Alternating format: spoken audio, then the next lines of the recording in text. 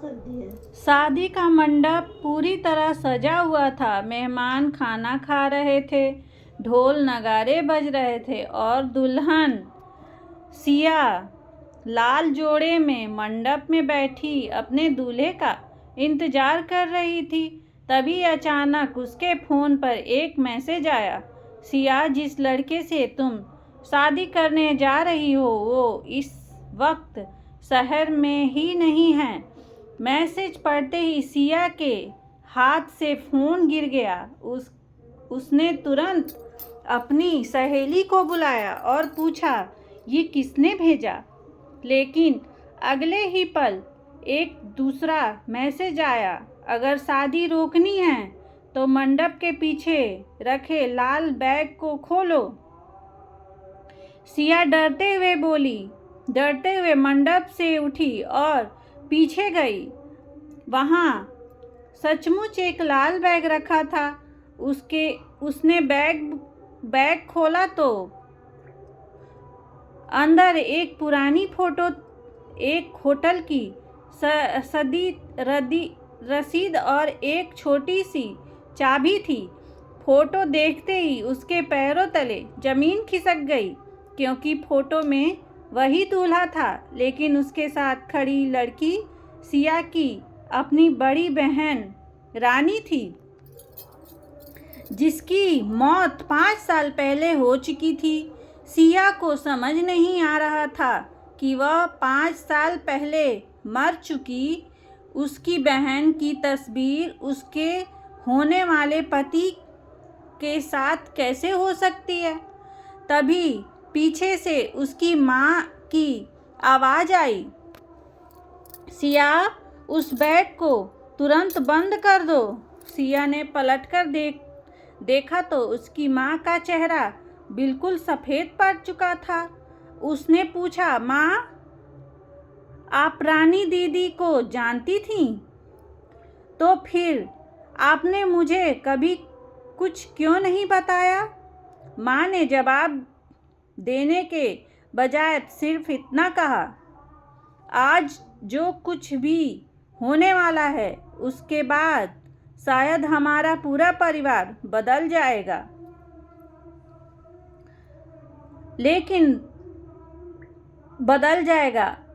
उधर बारात का समय निकल चुका था, लेकिन दूल्हा अभी तक नहीं आया था। रिश्तेदार तरह तरह की बातें करने लगे। कोई कह रहा था कि लड़का भाग गया, कोई कह रहा था कि शादी टूट गई। तभी अचानक मंडप के सामने एक काली कार आकर रुकी। कार में एक बुजुर्ग आदमी उतरा और उसने सिया से कहा, तुम्हारा दूल्हा आज नहीं आएगा, क्योंकि उसने 5 साल पहले ही मरने का फैसला कर लिया था। सिया कुछ समझ पाती उससे पहले उस आदमी ने एक पुराना लिफाफा उसके हाथ में दे दिया। लिफाफे के ऊपर लिखा था, सिया के लिए उसकी शादी वाले दिन। कांपते हाथों से सिया ने चिट्ठी खोली। उसमें लिखा था, सिया, अगर तुम ये चिट्ठी पढ़ रही हो तो समझो कि मेरी योजना काम कर गई। तुम्हें मुझसे नफरत होगी, लेकिन सच जानने के बाद शायद तुम मुझे माफ़ कर दो। सिया के होश उड़ गए, क्योंकि चिट्ठी उसके होने वाले पति आरव ने लिखी थी। सिया ने तुरंत पूछा, लेकिन आरव है कहाँ? तभी बुजुर्ग आदमी ने कहा, आरव यहाँ है ही नहीं। वह तुम्हारे सामने आने की हिम्मत नहीं कर सकता। इसी बीच सिया की सहेली ने होटल की रसीद देखकर बताया कि जिस होटल का नाम उस पर लिखा था वह उसी शहर में था। सिया और उसका भाई तुरंत वहां पहुंचे। होटल के कमरे में उन्हें एक पुराना रिकॉर्ड मिला। रिकॉर्ड में चलाते ही आरव की आवाज सुनाई दी। आरव कह रहा था, सिया, मुझे पता है कि तुम्हें यह सब बहुत अजीब लगेगा, लेकिन तुम्हारी बहन रानी की मौत कोई दुर्घटना नहीं थी। सिया की सांस रुक गई।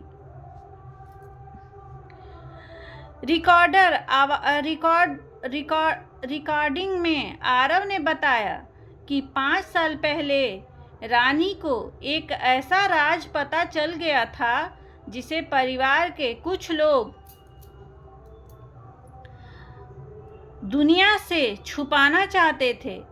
रानी ने उस राज को उजागर करने की कोशिश की थी, लेकिन उसकी मौत हो गई। आरव उस समय रानी का दोस्त था। उसने पूरी घटना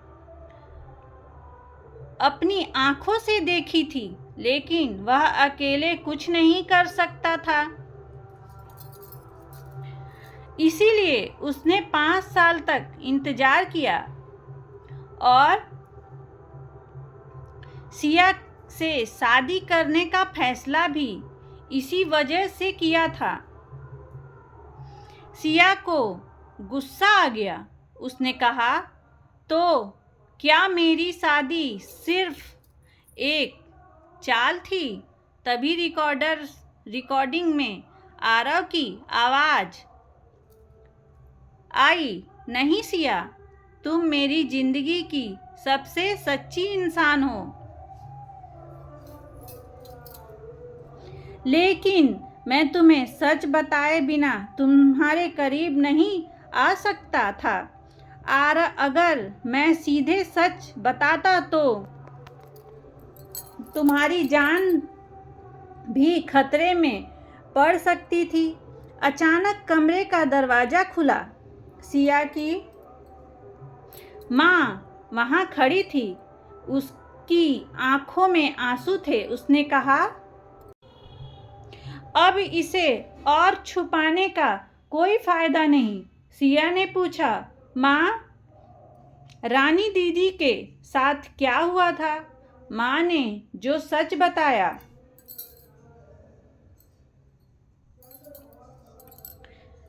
उसे सुनकर सिया के पैरों तले जमीन खिसक गई।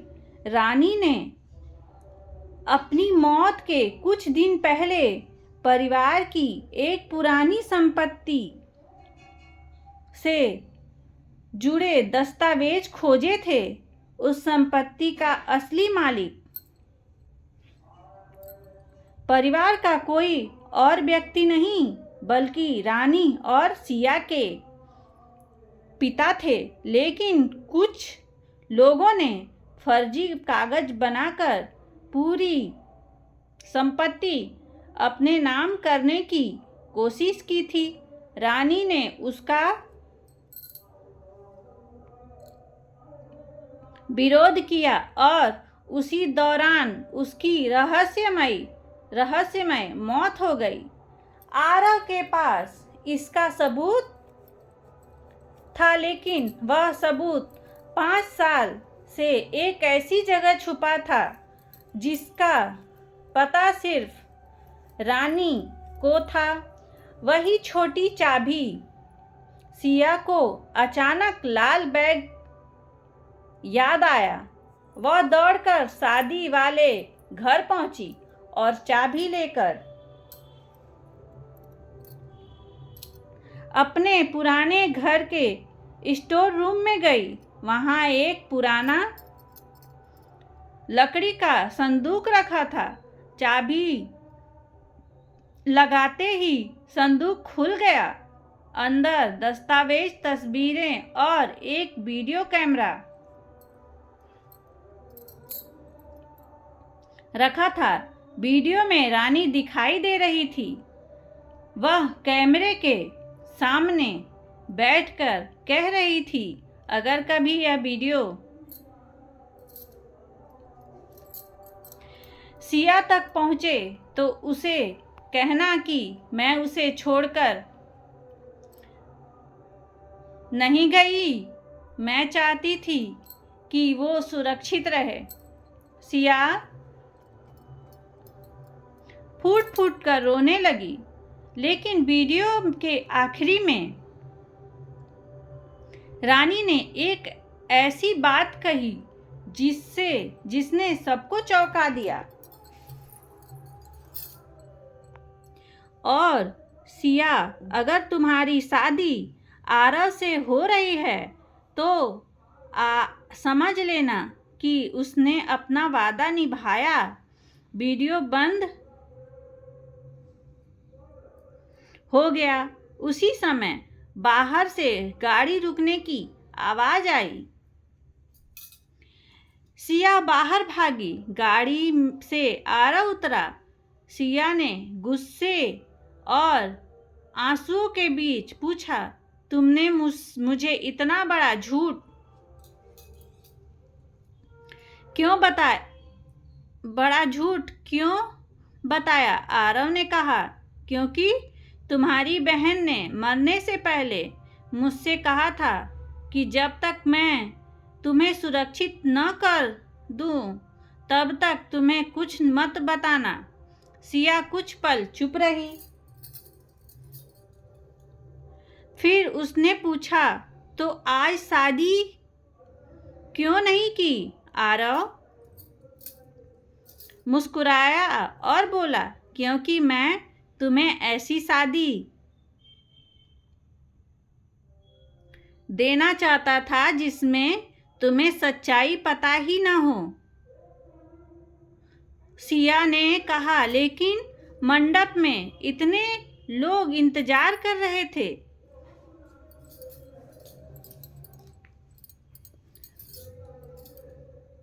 आरव ने हंसते हुए कहा, तो चलो आज शादी नहीं, पहले सच्चाई का जश्न मनाते हैं।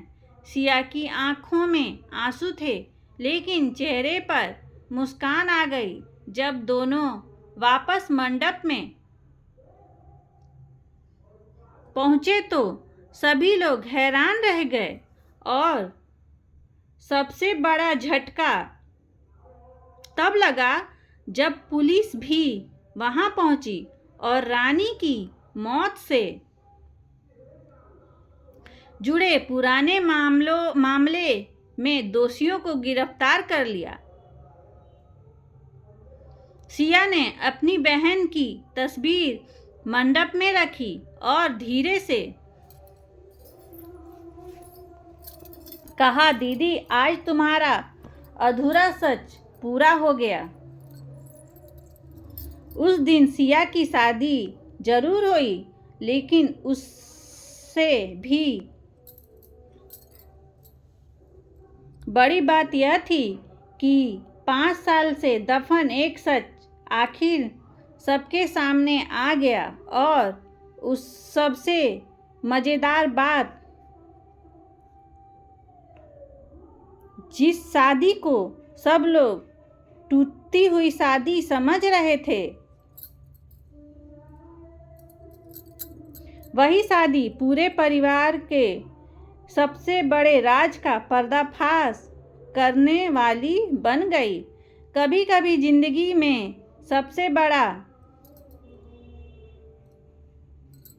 सरप्राइज वह नहीं होता जो हमें मिलता है, बल्कि वह सच होता है जिसे हम 5 साल से गलत समझते आ रहे थे। धन्यवाद। कहानी अच्छी लगे तो मेरे चैनल को लाइक, कमेंट और सब्सक्राइब जरूर करें।